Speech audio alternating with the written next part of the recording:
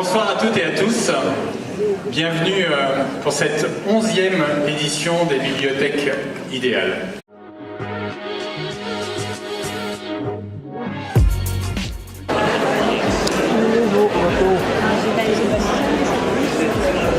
Bienvenue aux Bibliothèques Idéales. Je vous demande d'applaudir très chaleureusement Jean Ziegler et Régis Debray. Eux, nos ennemis, pourront couper toutes les fleurs, mais jamais ils ne seront les maîtres du printemps. Voilà. Là, de l'autre côté du Rhin, il y a une organisation incroyable qui s'appelle la Weltkommerich, c'est la plus grande organisation non gouvernementale de l'Europe. Bonjour Monsieur Ziegler. Bonjour. Merci de nous accorder... Vous avez lu mon excellent livre. Merci de nous accorder un peu de temps. Alors, d'abord une question très simple. On voulait savoir ce que vous avez retenu de cet échange avec Monsieur Debray, qui est votre ami, avec qui vous avez un passé. Écoutez, d'abord, Régis Debray est quelqu'un, je pense, un des plus grands écrivains vivants et un philosophe de dimension internationale. Débattre avec lui, je le connais, on est amis depuis très très longtemps. Chaque fois, publiquement ou en privé, on débatte ensemble. C'est pour moi enrichissant, formidable.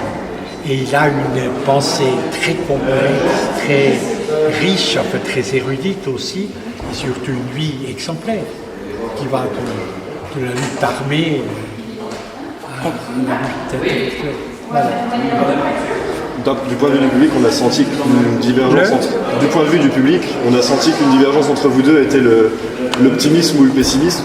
Vous considéreriez-vous comme optimiste? Après toutes ces expériences qu'il a fait, soit à l'Élysée, conseiller de Mitterrand, soit dans le combat avec les Cubains,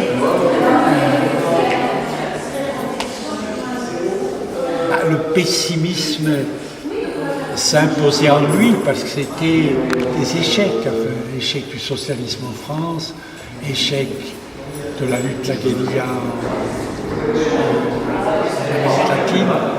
Mais ce qui est magnifique, c'est que chaque fois, il a payé de sa personne. C'est un pur miracle qui soit en lui, d'ailleurs.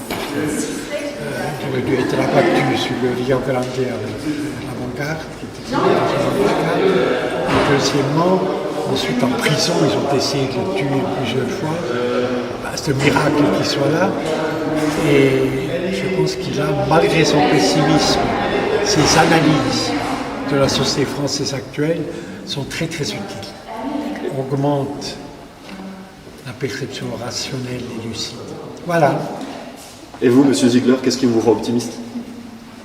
Parce que je vois sur le terrain, je vois tous ces mouvements, le mouvement des sans-terre au Brésil par exemple, qui, malgré une police d'une violence totale, occupe des latifondions pour avoir de la terre pour nourrir les paysans. La grève des couturiers au Bangladesh à Dhaka qui ne gagnent rien du tout. Ils se sont mis en grève pour les salaires. Au Bangladesh, vous imaginez, discrimination des femmes, salaires de famille, etc. J'ai vu tous ces, un nombre de mouvements de résistance contre l'ordre capitaliste qui incitent à l'espoir. Et si je peux me permettre une dernière question. Oui. Dans votre livre, Le capitalisme expliqué à ma petite fille, en espérant qu'elle en voit la fin, j'ai l'impression que vous avez très envie de vous adresser aux jeunes. Ah oui. Pourquoi? Vous avez tout à fait raison, la question est tout à fait juste. J'ai écrit plusieurs livres, des essais qui ont très bien marché dans plusieurs langues, etc. Mais là, l'idée était vraiment pédagogique. Et quand, avec une adolescente, ce qui est mon cas, ma petite fille, Sora, les adolescents sont impitoyables.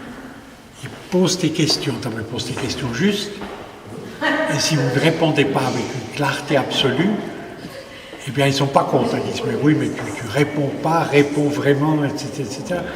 Donc pour cerner les ravages du capitalisme, la menace que les oligarchies capitalistes infiniment riches sont pour la démocratie, sont pour la planète, sont pour chacun d'entre nous et surtout font des millions de morts dans le tiers-monde,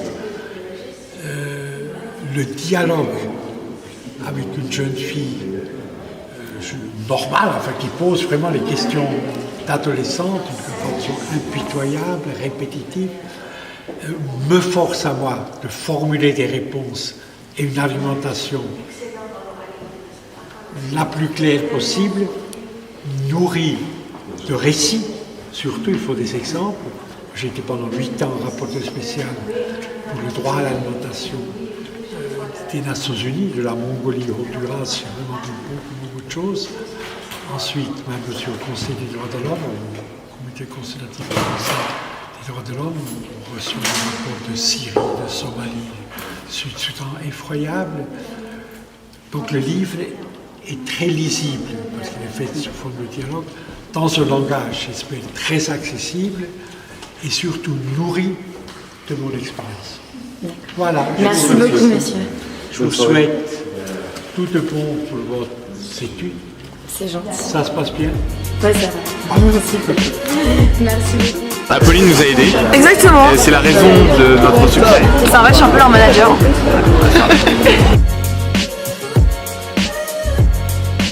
Donc, bonjour monsieur. Où est la caméra? Elle est là. Ah, c'est bon.